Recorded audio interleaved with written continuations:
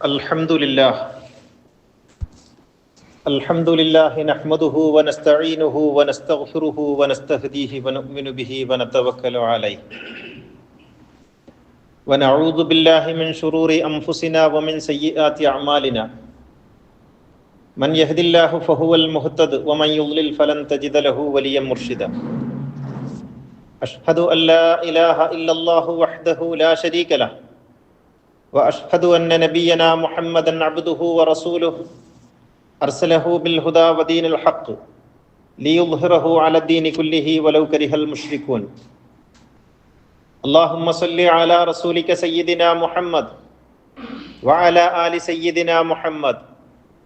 اللهم بارك على سيدنا محمد وعلى آل سيدنا ومولانا وحبيبنا ومنجينا وهادينا ومرشدنا وشفيعنا وإمامنا وقدوتنا وقرة أعيننا محمد، كما صليت وباركت على خليلك إبراهيم وآل خليلك إبراهيم في العالمين إنك حميد مجيد. يا أيها الذين آمنوا اتقوا الله حق تقاته فلا تموتن إلا وأنتم مسلمون. أعوذ بالله من الشيطان الرجيم. بسم الله الرحمن الرحيم. قالت يا أيها الملأ أفتوني في أمري ما كنت قاطعة أمرا حتى تشهدون. قالوا نحن أولو قوة وأولو بأس شديد والأمر إليك فانظري ماذا تأمرين. ബഹുമാന്യരായ സഹോദരങ്ങളെ, ജീവിതത്തിൽ സൂക്ഷ്മതയും ശ്രദ്ധയും പുലർത്തി തഖ്വയോടെ ജീവിക്കണമെന്ന് എന്നെയും നിങ്ങളെയും ഉണർത്തുകയാണ്. അള്ളാഹു നമ്മെ എല്ലാവരെയും മുത്തഖികളിൽ ഉൾപ്പെടുത്തി അനുഗ്രഹിക്കുമാറാകട്ടെ. അകമ്പൊരുളിന്റെ അടിസ്ഥാന ആശയങ്ങൾ കഴിഞ്ഞ ഏതാനും ഖുതുബകളിലായി നാം വിശദീകരിച്ചു വരികയാണ്. അതിൽ സുപ്രധാനമായ ഒന്നാണ് ജനാധിപത്യം അഥവാ ജനായത്തം, മതേതരത്വം എന്നത് വേദമൂല്യമാണ് എന്നുള്ളത്. വേദങ്ങൾ മനുഷ്യനെ പഠിപ്പിക്കുന്നത് അതിൻ്റെ ആചാരപരമായ അനുഷ്ഠാനപരമായ ഭാഗങ്ങൾ മാത്രമാണ് എന്നാണ് പലപ്പോഴും മതങ്ങളും മതപ്രഭാഷകരും പണ്ഡിതന്മാരുമെല്ലാം പഠിപ്പിക്കാറുള്ളത്. അതിനപ്പുറത്ത് മനുഷ്യൻ്റെ ജീവിതവുമായി ബന്ധപ്പെട്ട വിഷയങ്ങളിൽ കാര്യമായി ഒന്നും വേദങ്ങൾക്ക് പറയാനില്ല എന്ന നിലക്കാണ് അവരുടെ ഭാഷ്യം. എന്നാൽ വേദങ്ങൾ മൂല്യങ്ങളാണ്. മനുഷ്യ ജീവിതത്തിൻ്റെ എല്ലാ രംഗങ്ങളിലും പാലിക്കേണ്ടുന്ന പുലർത്തേണ്ടുന്ന മൂല്യങ്ങളാണ് വേദങ്ങളുടെ ആകത്തുക. ആ മൂല്യങ്ങൾ സംരക്ഷിക്കുന്നതിന് വേണ്ടിയാണ് അനുഷ്ഠാനങ്ങൾ പോലും നിശ്ചയിച്ചിട്ടുള്ളത്. അല്ലാതെ അനുഷ്ഠാനങ്ങളെ കൊണ്ട് കാര്യമൊന്നുമില്ല. മനുഷ്യൻ മൂല്യവത്തായി ജീവിക്കുക, മൂല്യമുള്ളവരായി തീരുക, ഒരു മൂല്യവത്തായ സമൂഹം സൃഷ്ടിതമാവുക എന്ന ലക്ഷ്യത്തിന് വേണ്ടിയാണ് വേദങ്ങൾ അനുഷ്ഠാനങ്ങളെ നിർണയിക്കുന്നത്. അല്ലാതെ അനുഷ്ഠാനങ്ങൾക്ക് വേണ്ടി അനുഷ്ഠാനം എന്നത് വേദങ്ങളുടെ ശൈലിയല്ല. അങ്ങനെ എല്ലാവരെയും അനുഷ്ഠാനികളാക്കി ഒരു സ്വയം പൊങ്ങുന്ന ദൈവം എന്ന സങ്കല്പവും വേദങ്ങൾക്കില്ല. ജനാധിപത്യം എന്നതൊരു മൂല്യമാണ്. ജനാധിപത്യം എന്നല്ല പറയേണ്ടത്, ജനായത്തം എന്നാണ് പറയേണ്ടത്. ജനായത്തത്തിൽ ആധിപത്യമില്ല. ജനായത്തം എന്ന് പറയുന്നത് ഇൻഡിവിജ്വാലിറ്റി, ഒരു മനുഷ്യന്റെ വ്യക്തിഗതമായ സാധ്യതകളെ പരിഗണിക്കുക എന്നുള്ളതാണ്. ഓരോ വ്യക്തിയും പ്രധാനമാണ് എന്നുള്ളതാണ് ജനാധിപത്യത്തിന്റെ അല്ലെങ്കിൽ ജനായത്തത്തിന്റെ അടിസ്ഥാന സങ്കല്പം. ഓരോ വ്യക്തിയും പ്രധാനമാണ്. ജനാധിപത്യം, ജനായത്തം എന്നൊക്കെ കേൾക്കുമ്പോൾ അതൊരു ഭരണക്രമമാണ് എന്നാണ് നമ്മൾ ഇന്ത്യക്കാർക്ക് തോന്നുക. കാരണം 5 കൊല്ലം കൂടുമ്പോൾ അല്ലെങ്കിൽ ഏതെങ്കിലും ഒരു ഗവൺമെന്റ് വീഴുമ്പോൾ വിത്തുകാളകളെ പോലെ ബൂത്തുകളിലേക്ക് പോയി കൈവിരലിൽ മഷി പുരട്ടി ഏതെങ്കിലും ഒരു ചിഹ്നത്തിൽ കുത്തുന്ന ഏർപ്പാടിനാണ് നമുക്ക് ജനാധിപത്യം എന്ന് പറയുന്നത്. അതല്ല ജനാധിപത്യം. അത് ജനാധിപത്യത്തിന്റെ വളരെ ചെറിയ ഒരടര് മാത്രമാണ്, ഒരു അധ്യായം മാത്രമാണ്. ജനാധിപത്യം എന്ന് പറയുന്നത് ഒരു സാമൂഹിക ക്രമമാണ്, ഒരു സംസ്കാരമാണ്, അതൊരു മൂല്യമാണ്. ഓരോ വ്യക്തിയും പ്രധാനപ്പെട്ടതാണ് എന്നുള്ളതാണ് അതിന്റെ അടിസ്ഥാനം. ആരും അവഗണിക്കപ്പെടേണ്ടവരല്ല. അത് മതവിശ്വാസിയോ മതനിരാസകനോ ധിക്കാരിയോ ആണോ പെണ്ണോ അല്ലെങ്കിൽ ഭിന്നലിംഗ വിഭാഗക്കാരോ ആരോ ആകട്ടെ, അതിൽ പ്രായം പ്രശ്നമല്ല. എല്ലാ വ്യക്തികളും വ്യക്തികളെന്ന നിലക്ക് തന്നെ പരിഗണിക്കപ്പെടേണ്ടതാണ് എന്നുള്ളതാണ് ജനായത്തത്തിന്റെ അടിസ്ഥാനം. ഇത് ഖുർആൻ മുന്നോട്ട് വെക്കുന്ന വലിയ ഒരു മൂല്യമാണ്. ഒരു കുടുംബത്തിൽ ജനായത്ത് എന്ന് പറയുന്ന ഒരു രാഷ്ട്രത്തിൽ മാത്രം നടപ്പിലാക്കേണ്ടുന്ന ഒരു ഭരണകൂടത്തിന്റെ ബാധ്യതയല്ല. ഞാൻ നേരത്തെ പറഞ്ഞല്ലോ, ഒരു കുടുംബത്തിൽ ഒരു കുഞ്ഞിന്റെ മുലകുടി നിർത്തണം. ഇത് ജനാധിപത്യ പ്രകാരമാകണമെന്ന് ഖുർആന് നിർബന്ധമുണ്ട്. ഖുർആൻ പറയുന്നു, സൂറ അൽ ബഖറയിൽ പറയുന്നു, വൽവാലിദാത്തു യുർദിഅന ഔലാദഹുന്ന ഹൗലൈനി കാമിലൈനി. മാതാക്കൾ തന്റെ കുഞ്ഞുങ്ങൾക്ക് 2 വർഷമാണ് മുലയൂട്ടേണ്ടത്. ഫഇൻ അറാദ ഫിസാലൻ, അതിനു മുൻപ് അത് നിർത്തണമെന്ന് ആഗ്രഹമുണ്ടായാൽ, അൻ തറാദിം മിൻഹുമാ വതശാവുരിൻ ബൈനഹുമാ, ഭാര്യയും ഭർത്താവും പരസ്പരം കൂടിയാലോചിച്ച് പരസ്പരം ഇഷ്ടപ്രകാരം സമ്മതപ്രകാരമാണ് അത് നടപ്പിലാക്കേണ്ടത്. ഇത് വലിയൊരു പ്രശ്നമൊന്നുമല്ലല്ലോ. ഒരു കുഞ്ഞിന്റെ മുലകുടി നിർത്തുക എന്നുള്ളത് വലിയൊരു വിഷയമല്ല. പക്ഷെ അവിടെ പോലും പാരസ്പര്യത്തിൽ പരസ്പരം സമ്മതിച്ച് ചർച്ച ചെയ്ത് ഇഷ്ടപ്രകാരം, അവിടെ ഒരു അഭിപ്രായ വ്യത്യാസത്തിന് സാധ്യതയില്ലാത്ത വിധം, എന്തുകൊണ്ടാണ് നീ അങ്ങനെ ചെയ്തത് എന്ന് ചോദിക്കാൻ ഇടയില്ലാത്ത വിധം ഒരു ജനാധിപത്യ ക്രമം അവിടെ നടപ്പിലാക്കണമെന്ന് ഖുർആൻ പറയുന്നു. വ്യക്തികളെ അതിന്റെ പൂർണ്ണതയിൽ അംഗീകരിക്കുക എന്നുള്ളതാണ് ഇതുകൊണ്ട് ഉദ്ദേശിക്കുന്നത്. അപ്പോൾ അവിടെ തുടങ്ങുന്നു വിഷയം. വല്ലദീന സ്തജാബൂ ലിറബ്ബിഹിം വഅഖാമുസ് സ്വലാത്ത വഅംറുഹും ശൂറാ ബൈനഹും വമിമ്മാ റസഖ്നാഹും യുൻഫിഖൂൻ. സൂറ ശൂറയിൽ അല്ലാഹു പറയുന്നു, വിശ്വാസികൾ, ഒരു വിശ്വാസി സമൂഹം എന്ന് പറയുന്നത് എല്ലാം അടിച്ചേൽപ്പിക്കുന്ന ഒരു വിഭാഗമായിരിക്കില്ല. മറിച്ച് വഅംറുഹും ശൂറാ ബൈനഹും, അവരെല്ലാ കാര്യങ്ങളും പരസ്പരം കൂടിയാലോചിക്കുന്നവരായിരിക്കും. കൂടിയാലോചനയാണ് ജനായത്തത്തിന്റെ ഏറ്റവും അടിസ്ഥാന ഭാവം എന്ന് പറയുന്നത്. ഇവിടെ ഇപ്പോ ഇന്ത്യ ജനാധിപത്യ രാഷ്ട്രമാണ് എന്ന് നമ്മൾ പറയുമ്പോഴും ഇവിടെയുള്ള ഒരു കാര്യത്തിലും ഒരു പൗരന്, ഒരു സാധാരണക്കാരനായ പൗരന് വലിയ സാധ്യതകളൊന്നും ഇല്ല എന്നുള്ളതാണ് നമ്മുടെ ജനാധിപത്യത്തിന്റെ ഏറ്റവും വലിയ ഒരു നെഗറ്റീവ്, ഋണാത്മകമായ വശങ്ങളിലൊന്ന്. കാര്യമായിട്ടൊന്നുമില്ല, നമുക്ക് വോട്ട് ചെയ്യുക എന്നുള്ളതാണ്. പക്ഷേ വേദങ്ങൾ മുന്നോട്ട് വെക്കുന്ന, ഖുർആൻ മുന്നോട്ട് വെക്കുന്നിടത്ത് നിയമനിർമ്മാണങ്ങളിൽ പോലും സാധാരണക്കാരന് പങ്കുണ്ടായിത്തീരുന്ന ഒരു സാമൂഹിക ക്രമത്തെയാണ് ഖുർആൻ മുന്നോട്ട് വെക്കുന്ന ജനായത്തം എന്ന് പറയുന്നത്. പ്രവാചകനോട് പറയുന്നു, ഫബിമാ റഹ്മത്തിൻ മിനല്ലാഹി ലിൻത ലഹും വലൗ കുൻത ഫല്ലൻ ഗലീദൽ ഖൽബി ലം ഫല്ലു മിൻ ഹൗലിക് ഫഅഫു അൻഹും വസ്തഗ്ഫിർ ലഹും വശാവിർഹും ഫിൽ അംരി ഫഇദാ അസംത ഫതവക്കൽ അലല്ലാഹ്.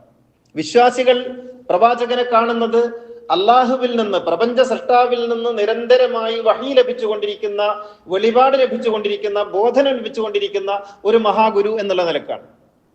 അങ്ങനെ വെളിപാട് ലഭിച്ചുകൊണ്ടിരിക്കുന്ന ഒരാളോട് ഖുർആൻ പറയുന്നത് വശാവിർഹും ഫിൽ അംരി, കാര്യങ്ങളിൽ ജനങ്ങളുമായി കൂടിയാലോചിച്ചിട്ട് വേണം തീരുമാനിക്കാൻ. നോക്കണം, പ്രവാചകൻ എന്ത് തീരുമാനിച്ചാലും അത് അംഗീകരിക്കാൻ, സർവദാ അംഗീകരിക്കാൻ, സർവസമ്മതമായി അംഗീകരിക്കാൻ കാത്തു നിൽക്കുന്ന ആളുകൾ ഉണ്ടായിരിക്കുന്ന ഒരവസ്ഥയിൽ വശാവിർഹും ഫിൽ അംരി, നീ കാര്യങ്ങൾ ജനങ്ങളുമായി കൂടിയാലോചിച്ച് തീരുമാനിക്കണം എന്ന് അള്ളാഹു പ്രവാചകന് നിർദ്ദേശം നൽകുന്നു. ഈ ഒരു ജനായത്ത ബോധം വിശ്വാസി സമൂഹത്തിന്റെ അടിത്തറയായിരിക്കണം എന്നുള്ളതാണ് ഖുർആൻ പറയുന്ന സംഗതി. ഇപ്പൊ ഖുർആനിൽ ധാരാളം രാജാക്കന്മാരുടെ ചരിത്രം കാണാം. ഇപ്പൊ സുലൈമാൻ നബിയുടെ, ദാവൂദ് നബിയുടെ, യൂസുഫ് നബിയുടെ, അതുപോലെ താലൂത്തിന്റെ, ദുൽഖർനൈനിയുടെ ഒക്കെ ചരിത്രം, ഷേബ രാജ്ഞിയുടെ ഒക്കെ ചരിത്രം പറയും. അത് ചരിത്രം എന്നുള്ള നിലക്കാണ്. അങ്ങനെ രാജാക്കന്മാരുണ്ടായിരുന്നു, അത് ചരിത്രം എന്നുള്ള നിലക്കാണ്. പക്ഷെ അവിടെ പറയുമ്പോൾ പോലും അവർ കൂടി, ഇപ്പൊ ഷേബ രാജ്ഞിയുടെ ചരിത്രം പറയുന്നിടത്ത് നമുക്ക് കാണാം, ഖാലത്ത് യാ അയ്യുഹൽ മലഉ ഇന്നി ഉൽഖിയ ഇലയ്യ കിതാബുൻ കരീം. ഷേബ രാജ്ഞി ഒരു സ്ത്രീയാണ് കേട്ടോ. സ്ത്രീകൾക്ക് ഭരണം പാടില്ല എന്നൊക്കെ നമ്മുടെ പൗരോഹിത്യം പറയുമ്പോൾ ഒരു സ്ത്രീ ഭരിച്ചതിനെ കുറിച്ച് ഖുർആൻ വിസ്തരിച്ച് പറയുന്നുണ്ട്.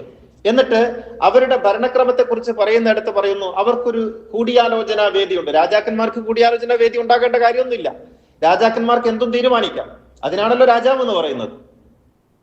പക്ഷേ ഈ രാജ്ഞിയെ കുറിച്ച് പറയുന്നിടത്ത് ഖുർആൻ പറയുന്നു അവർക്കൊരു സഭ ഉണ്ടായിരുന്നു. എന്നിട്ട് ആ സഭ വിളിച്ചു കൂട്ടിയിട്ട് അവർ പറയൂ, ഖാലത്ത് യാ അയ്യുഹൽ മലഉ അഫ്തൂനി ഫീ അംരി, അല്ലയോ പ്രഭുക്കന്മാരെ, നിങ്ങൾക്ക് പറയാം ഈ കാര്യത്തിൽ എന്താണ് തീരുമാനമെടുക്കേണ്ടത്. എന്നിട്ട് അവർ പറയുന്ന അടുത്ത വചനമാണ് വളരെ പ്രസക്തമായത്. മാ കുന്തു ഖാതിഅതൻ അംറൻ ഹത്താ തഷ്ഹദൂൻ, നിങ്ങളോട് കൂടിയാലോചിക്കാതെ ഞാനൊരു കാര്യവും ഖണ്ഡിതമായി തീരുമാനിക്കുകയില്ലെന്ന് നിങ്ങൾക്കറിയാമല്ലോ. ഇതാണ് ഖുർആൻ ഹൈലൈറ്റ് ചെയ്യുന്നത്. ഒരു രാജ്ഞിയായിരിക്കെ തന്നെ അവർ കാര്യങ്ങൾ കൂടിയാലോചിച്ച് ജനാധിപത്യപരമായി തീരുമാനമെടുക്കുന്നു എന്നുള്ളതാണ് ഷേബ രാജ്ഞിയുടെ പ്രത്യേകത എന്ന് ഖുർആൻ പറയുന്നു.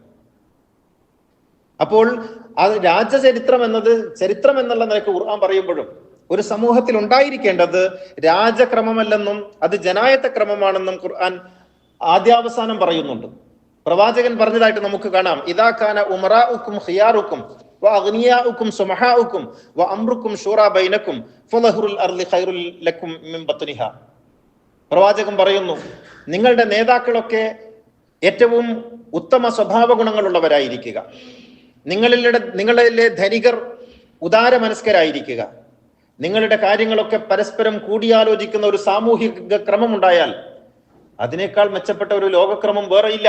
റസൂല് പറയാണ്, അതിനേക്കാൾ മെച്ചപ്പെട്ട വേറൊരു ലോകക്രമമില്ല. നിങ്ങളെല്ലാവരും നിസ്കരിക്കുന്നവരായി തീർന്നാൽ, നിങ്ങളെല്ലാവരും നോമ്പെടുക്കുന്നവരായി തീർന്നാൽ, നിങ്ങളെല്ലാവരും പള്ളിയിൽ എഴുത്തിക്കാഫിരിക്കുന്നവരായി തീർന്നാൽ ലോകം നന്നാവുന്നല്ല റസൂല് പറഞ്ഞത്. പിന്നെയോ, നിങ്ങളുടെ നേതാക്കൾ നല്ലവരായി തീരുക, നിങ്ങളുടെ ധനികർ ഉദാരരായി തീരുക, കാര്യങ്ങളൊക്കെ പരസ്പരം കൂടിയാലോചിക്കുന്ന ഒരു സാമൂഹിക ക്രമം ഉണ്ടായാൽ അതിനേക്കാൾ നല്ല ഒരു സമൂഹത്തെ കണി കാണാൻ കഴിയില്ല എന്ന റസൂല് പറയുന്നത്.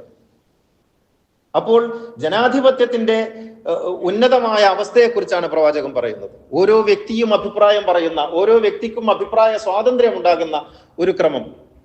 ഹസൻ പറയുന്നുണ്ട്, വല്ലാഹി മാ തശാബറ ഖൗമുൻ ഖത്തു ഇല്ലാ ഹദാഹുമുല്ലാഹു ലി അഫ്ളലി മാ ബിഹദ്റതിഹിം. ഓരോ വ്യക്തിയും അഭിപ്രായം പറയുന്ന ഒരു സ്പേസ് ഓരോ വ്യക്തിക്കും ഉണ്ടെങ്കിൽ അതിനേക്കാൾ നല്ല ഒരു അവസ്ഥ ഒരു സമൂഹത്തിനും ഉണ്ടാകാനില്ല. അബൂ ഹുറൈറ പറയുന്നുണ്ട് പ്രവാചകനെ കുറിച്ച്, മാ റഅയ്തു അഹദൻ അക്സറ മുശാവറതൻ ലി അസ്ഹാബിഹി മിൻ റസൂലില്ലാഹ്, പ്രവാചകനേക്കാൾ കൂടുതൽ കൂടിയാലോചിക്കുന്ന ഒരാളെയും ഞാൻ ഇന്നേ വരെ കണ്ടിട്ടില്ല. അബൂ ഹുറൈറ ആയതുകൊണ്ട് ചിലത് സത്യമല്ലാതെ ആയിരിക്കേണ്ടതില്ലല്ലോ. അപ്പോ ഇങ്ങനെ ഈ രീതിയിൽ എല്ലാ കാര്യങ്ങളിലും പ്രവാചകൻ കൂടിയാലോചന നടത്താറുണ്ടായിരുന്നു എന്നർത്ഥം. ഇതാണ് ഇസ്ലാം മുന്നോട്ട് വെക്കുന്ന, ഖുർആൻ മുന്നോട്ട് വെക്കുന്ന ഒരു ക്രമം എന്ന് പറയുന്നത്. ഇതിനെയാണ് യഥാർത്ഥത്തിൽ അട്ടിമറിക്കാൻ മതരാഷ്ട്രീയം എപ്പോഴും ശ്രമിച്ചുകൊണ്ടിരിക്കുന്നത്. മതാധിപത്യത്തെ ഇപ്പൊ മൗദൂദിയൊക്കെ മുന്നോട്ട് വെക്കുന്ന ഒരു പൊളിറ്റിക്കൽ ഇസ്ലാം ഉണ്ട്. അവിടെ അദ്ദേഹം പറയുന്നത് തിയോ ഡെമോക്രസി എന്ന് പറയുന്ന ഒരു സിദ്ധാന്തമാണ്. ഡെമോക്രസി അല്ല, തിയോ ഡെമോക്രസി, ദൈവിക ജനാധിപത്യം. ഈ ദൈവിക ജനാധിപത്യം എന്ന് പറയുമ്പോൾ അദ്ദേഹം പറയുന്നു ജനാധിപത്യം എന്നത് വെസ്റ്റേൺ ജനാധിപത്യമാണ്, വെസ്റ്റേൺ ഡെമോക്രസിയാണ്. ഒരു പരിഹാസപൂർവ്വം പറയുന്നു, വെസ്റ്റേൺ ഡെമോക്രസിയിൽ മനുഷ്യർക്കാണ് ആധിപത്യം, അതുകൊണ്ട് മനുഷ്യർക്ക് ആധിപത്യം ഉണ്ടാകരുത്, ദൈവത്തിനാണ് ആധിപത്യം ഉണ്ടാകേണ്ടത്, അതുകൊണ്ട് തിയോ ഡെമോക്രസി ആയിരിക്കണം. എന്താണ് ഈ തിയോ ഡെമോക്രസി കൊണ്ട് ഉദ്ദേശിക്കുന്നത്? തിയോ ഡെമോക്രസി എന്ന് പറഞ്ഞിട്ട് വരുമ്പോൾ ആരാണ് അവിടെ ഭരിക്കുന്നത്? അള്ളാഹു നേരിട്ടിറങ്ങി വന്ന് സിംഹാസനത്തിൽ ഇരുന്ന് ഭരിക്കുന്നുവെങ്കിൽ കുഴപ്പമില്ല. ഇവിടെ ആരാ ഭരിക്കുന്നത്? ഇവിടെ ഡെമോക്രസിയിൽ, വെസ്റ്റേൺ ഡെമോക്രസി എന്ന് മൗദൂദി പരിഹസിച്ച് വിളിക്കുന്ന ഈ ഡെമോക്രസിയിൽ തെരഞ്ഞെടുക്കപ്പെട്ട ഭരണാധികാരിക്ക് പകരം അവിടെ തെരഞ്ഞെടുക്കാത്തൊരു ഭരണാധികാരി വരുന്നു. തിയോ ഡെമോക്രസിയിലാണ് മുആവിയ വന്നത്, തിയോ ഡെമോക്രസിയിലാണ് യസീദ് വന്നത്, തിയോ ഡെമോക്രസിയിലാണ് ഔറംഗസീബ് വന്നത്, തിയോ ഡെമോക്രസിയിലാണ് താലിബാൻ വന്നത്, തിയോ ഡെമോക്രസിയിലാണ് പാകിസ്ഥാനിലെ ഭരണകൂടങ്ങൾ വന്നത്. തിയോ ഡെമോക്രസി എന്ന് പറയുന്നത് യഥാർത്ഥത്തിൽ മനുഷ്യന്റെ ഏകാധിപത്യത്തിന്റെ, മത തീവ്രതയുടെ, മതാധിപത്യത്തിന്റെ ഏറ്റവും മോശമായ ഉദാഹരണങ്ങളാണ് ലോകത്തുള്ളത്. ജനാധിപത്യ ക്രമത്തിൽ ഭരണത്തിൽ വന്നിട്ടുള്ളവർ ലോകത്തോട് കാണിച്ച ക്രൂരതകളേക്കാൾ കൂടുതൽ മതാധിപത്യത്തിൽ വന്നിട്ടുള്ളവരല്ലേ കാണിച്ചിട്ടുള്ളത്. 10,000-കണക്കിന് സഹാബികളെ കൊന്നവന്റെ പേര് മുആവിയ, തിയോ ഡെമോക്രസിയുടെ സൃഷ്ടിയാണ്, ഉൽപ്പന്നമാണ്. കർബലയിൽ ഹുസൈനെ കൊന്നവന്റെ പേര് യസീദ്, തിയോ ഡെമോക്രസിയിൽ വന്നതാണ്. മദീനയിൽ 0 ഡേയ്സ് പ്രഖ്യാപിച്ചിട്ട് മദീനയിലെ വീടുകൾ മുഴുവനും കത്തിക്കുകയും സ്ത്രീകളെ മുഴുവൻ ബലാത്കാരം ചെയ്യുകയും ചെയ്ത യസീദ് തിയോ ഡെമോക്രസിയുടെ ഉൽപ്പന്നമാണ്. കഅബ പൊളിച്ച ഹജ്ജാജ് ബിൻ യൂസുഫിന്റെ തിയോ ഡെമോക്രസിയുടെ ഉൽപ്പന്നമാണ്. 10,000-കണക്കിന് പണ്ഡിതന്മാരെ കൊന്നുകളഞ്ഞ അബ്ബാസി ഭരണകൂടങ്ങൾ തിയോ ഡെമോക്രസിയിലൂടെ വന്നതാണ്. 10,000-കണക്കിന് സിഖുകാരെ കലിമ ചൊല്ലാത്തതിന്റെ പേരിൽ ക്രൂരമായി കൊന്നുകളഞ്ഞ ഔറംഗസീബ് മതാധിപത്യത്തിന്റെ ഏറ്റവും നല്ല ഉദാഹരണമാണ്. വാർത്താ സമ്മേളനത്തിൽ പോലും സ്ത്രീകൾ പങ്കെടുക്കരുത് എന്ന് തിട്ടൂരമിറക്കിയ താലിബാൻ മന്ത്രിമാർ ഉൾക്കൊള്ളുന്ന താലിബാനിസം പെൺകുട്ടികൾ പഠിക്കേണ്ടതില്ലെന്ന്, അടുക്കളയുടെ ജനൽ തുറന്നിടരുതെന്ന് ഒക്കെ പ്രഖ്യാപിക്കുന്ന താലിബാനിസം വന്നത് ഈ തിയോ ഡെമോക്രസി എന്ന സങ്കല്പത്തിലൂടെയാണ്.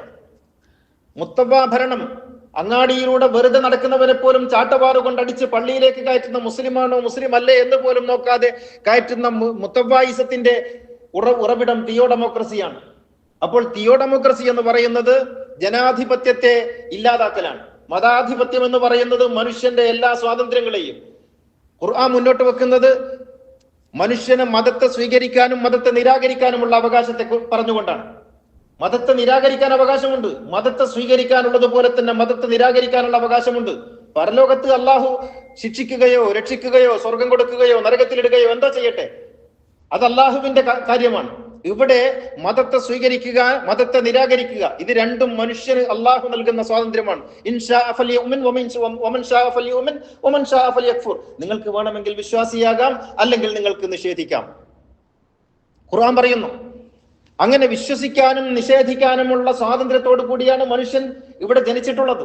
ആ സ്വാതന്ത്ര്യത്തെ ഹനിക്കുന്ന മതാധിപത്യം, മതരാഷ്ട്രത്തിൽ മൗദൂദി എഴുതുന്ന മതരാഷ്ട്രത്തിൽ അങ്ങനെ നിഷേധിക്കാൻ അവസരമില്ല.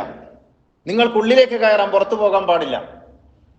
നിങ്ങൾ എന്തൊക്കെ ഉണ്ടെങ്കിലും അത് സഹിച്ചുകൊള്ളണം. ഈ രീതിയിൽ മതത്തിന്റെ ആധിപത്യം ജനാധിപത്യത്തിനെതിരാണ്. അകമ്പൊരുൾ പറയുന്നത് ജനാധിപത്യം എന്നത് മതമൂല്യമാണ്, ജനാധിപത്യം എന്നത് വേദമൂല്യമാണ്, ജനാധിപത്യം പുലരുമ്പോൾ മാത്രമേ ഖുർആനികമായ മൂല്യങ്ങൾ ഇവിടെ സാക്ഷാത്കരിക്കപ്പെടുകയുള്ളൂ എന്നാണ്. ഇതിനെതിരാണ് മതവുമായി ബന്ധപ്പെട്ട എല്ലാ ആധിപത്യങ്ങളും ഉണ്ടാക്കുന്നത് എന്നർത്ഥം. അപ്പോൾ ജനാധിപത്യത്തിന് പഴുതുകളൊന്നുമില്ലേ എന്ന് ചോദിക്കാം. ജനാധിപത്യം അതിന്റെ പൂർണ്ണമായ അർത്ഥത്തിൽ ഒരു പഴുതുമില്ലാത്ത ഏറ്റവും മഹത്തായ ഒരു മൂല്യമാണ്. പക്ഷേ ഇന്ന് നമ്മൾ ജനാധിപത്യം അനുഭവിക്കുന്നില്ല.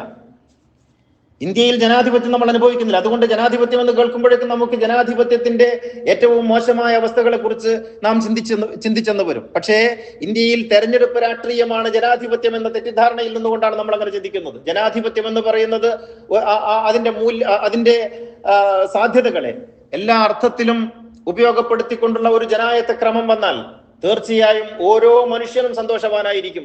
ഓരോ മനുഷ്യനും അവന്റെ സാധ്യതകളെ ഉപയോഗപ്പെടുത്തും എന്ന് നമ്മൾ മനസ്സിലാക്കേണ്ടതുണ്ട്. അതാണ് പ്രവാചകന്റെ മദീനയിൽ നമ്മൾ കണ്ടത്.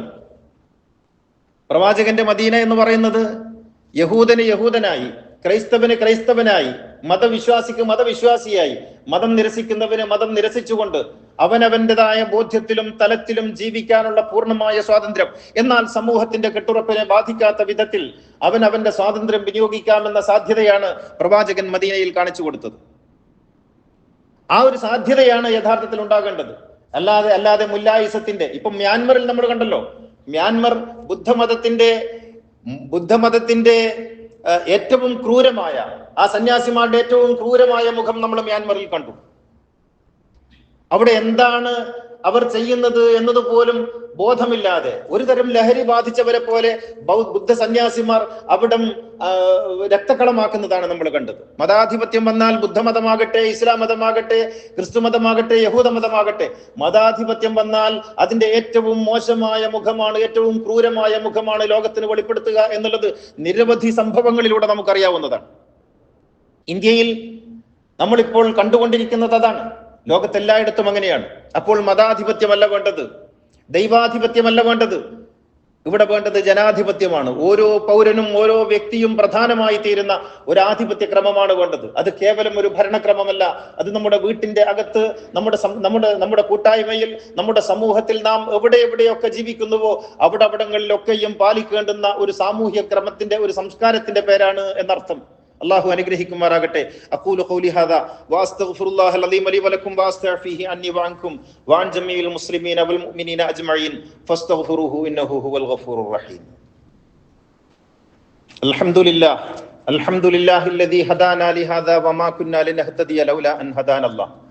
അസ്സലാത്തു വസ്സലാമു അലാ സയ്യിദിനാ മുഹമ്മദിൻ സയ്യിദിൽ കൗനൈൻ محبوب رب المشرقين والمغربين خاتم الأنبياء سيد المرسلين مراد المشتاقين محبوب العاشقين جد الحسن والحسين صاحب الحرمين وابن الذبيحين سيدنا محمد بن عبد الله بن عبد المطلب صلى الله عليه وعلى آله وصحبه الذين جاهدوا بأموالهم في سبيل الله وباعوا نفوسهم لدين الهدى റളിയല്ലാഹു അൻഹും വറളു അൻഹു ദാലിക ലിമൻ ഖശിയ റബ്ബഹ ഇന്നല്ലാഹ വമലായികതഹു യുസല്ലൂന അലൻ നബി യാ അയ്യുഹല്ലദീന ആമനൂ സ്വല്ലൂ അലൈഹി വസല്ലിമു തസ്ലീമാ. സഹോദര സഹോദരികളെ, തഖ്വയുള്ളവരായിരിക്കണമെന്ന് ഒന്നുകൂടി ഉണർത്തുകയാണ്. ജനാധിപത്യത്തെക്കുറിച്ച് പറയുമ്പോൾ അതിൻ്റെ ഏറ്റവും പ്രധാനപ്പെട്ട ഒരു വശമാണ് മനുഷ്യന് സ്വതന്ത്രമായി ചിന്തിക്കാനും സ്വതന്ത്രമായി ഗവേഷണം നടത്തുവാനും സ്വതന്ത്രമായി അത് പ്രകടിപ്പിക്കുവാനുമുള്ള അവസരം എന്നുള്ളത്. മനുഷ്യനെ അള്ളാഹു ചിന്താശേഷിയുള്ള സൃഷ്ടിയായിട്ടാണ് സംവിധാനിച്ചിട്ടുള്ളത്. അതുകൊണ്ട് തന്നെ അവന് സ്വതന്ത്രമായി ചിന്തിക്കാൻ സാധിക്കണം.